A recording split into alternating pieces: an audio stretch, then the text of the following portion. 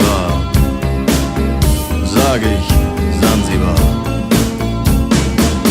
Es war eine harte Überfahrt, 10 Wochen nur das Deck geschrubbt, hab die Welt verflucht, in den Wind gespuckt und salziges Wasser geschluckt.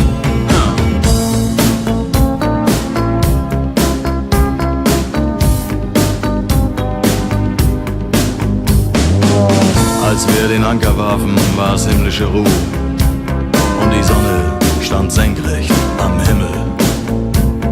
Als ich über die Reling sah, da glaubte ich zu träumen.